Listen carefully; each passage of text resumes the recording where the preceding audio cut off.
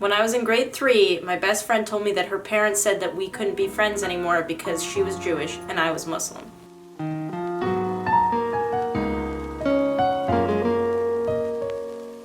A lot of people have asked me over the years of me streaming online and being on YouTube why I left Islam, and I've answered it a couple of times, but I've never actually made a full video on it, and I feel like it's something that should be addressed and talked about because it is something that I feel like could help a lot of people that are maybe questioning things or help people understand where I'm coming from. Now, I've been afraid to make a video like this because I don't want people getting in the comments and thinking that either I'm A, an Uncle Tom to the Muslim world, if that makes sense, or B, that I am trying to state that the culture or the religion itself is awful and terrible, but I can only give my personal opinions and accounts on things and arrive at my own conclusion and do what's best for me, and I would like to, in my best way, articulate those feelings and thoughts through this video. Telling my dad that I'm not Muslim was probably the hardest thing that I've ever done in my whole entire life. At 16 years old, I sat my dad down and I had a talk with him, basically telling him that I no longer wanted to be a part of Islam.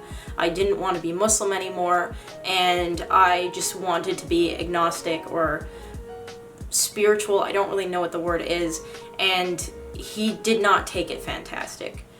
Now, I understand why he wouldn't take it fantastic, because to him, this means that I'm going to hell. This is one of the worst things that could ever happen to him as a parent, and I think in a lot of ways he blamed himself because he married my mother, who was a Catholic who converted to Islam, and his father always warned him that that would mean that we would come out atheist. My dad didn't believe him, and I guess being faced with the reality of things was really hard on him, and it was a very difficult time for our family. As difficult as it was at the time, we have really worked on things and we have become closer as a family, and my dad at least can tolerate or understand where I'm coming from, and we have a healthy relationship. But it's definitely something that was really hard to communicate at the beginning and took a lot of time to heal. So if you are somebody in this situation or you are questioning things, one, the first thing I want to say is don't be afraid to question things. It's important in life to question everything. And two, it does get easier, and things won't always stay the way that they are at the moment, because yeah, it was rough for a bit. Now, I know a lot of people are expecting me to bash the religion completely and talk about how awful Islam is in general, and that's really not what I'm here to do.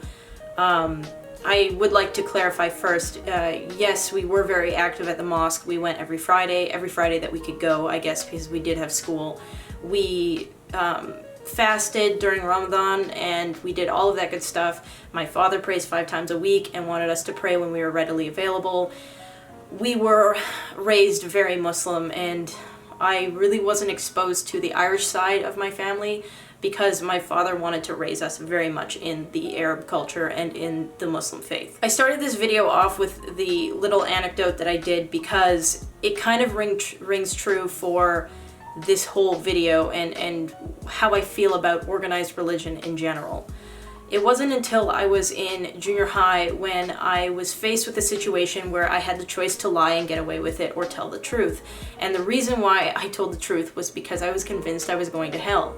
Later on, I thought about it, and it was kind of concerning to me that as a person or as an individual, I wasn't making a choice. I was making a choice due to religion, and that's where things really started to bother me. In grade 10, I had a friend telling me about how when we die, there's nothing there, we just die, and I had the shock of my life, and I really started to realize that maybe life isn't exactly the way that it was mapped out or told by my parents.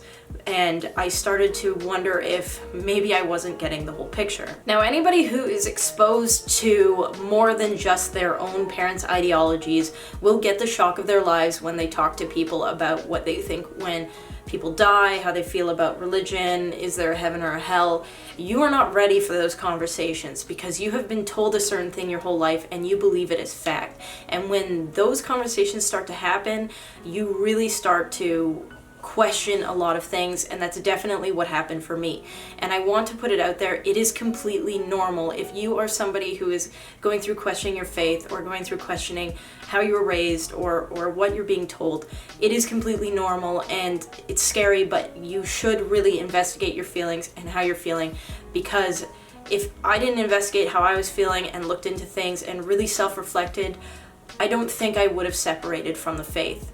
And I would like to clarify that I don't think it's the specific faith that really had me feeling the way that I felt. I think whether it's Christianity, Judaism, Islam, whatever, I think that there are always things in religions that are restricting and always compromise the individual. And I think if you are truly seeking to be an individual and getting to know yourself and being you, having any sort of label, especially a religion, is incredibly dangerous. And that's pretty much what I arrived to on my own.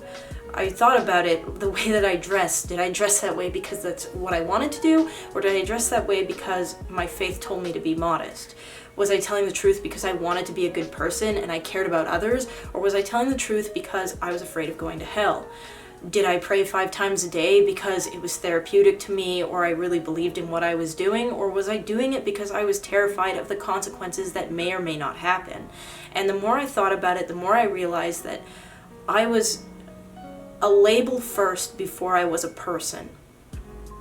And that really terrified me. And I thought back to the girl that I was friends with in grade 3 who told me that her parents told us we couldn't be friends because she was Jewish and I was Muslim. And I really started to realize that all religion is, especially in today's day and age, is limitations.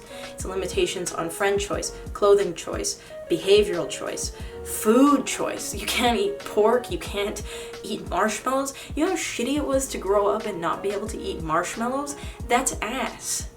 Was it an easy decision to arrive at? Absolutely not. It caused a lot of pain for a lot of people, and it also made me feel extremely lost. It's terrifying to hold on to something and be like, this is what I am, and then have that taken away from you. But I feel like if I hadn't have done that, I wouldn't have explored or realized who I was as a human being. And I know a lot of people can criticize me for, you know, things that I've done in my past, and those things would be considered haram by Muslim standards, but I'm thankful for the things that I've done in my past, and I've learned from the things that I've done in my past, and I wouldn't be who I am today if I had those labels and limitations on me. So I guess what I'm trying to say is the reason why I left the Muslim faith was for the same reason that I would leave any faith. I think that we as people do not need to have limitations on ourselves, such as religion and other things, because once you put those things on you, you shut the door on so many opportunities, and you will never realize your full potential, and that's my true belief. So if you're somebody out there and you are being raised in an environment that you're starting to question, don't be afraid, because you're growing, and that's not a bad thing. Anyways, guys, I hope that answered your question. I know I get it a lot, and I know people were expecting me to say something like, oh, because they're all women-hating terrorists. So I'm sorry I didn't deliver on that. But I hope that I shed some light on the subject in general, and I'll see you guys next time, whenever that is. Until then, peace.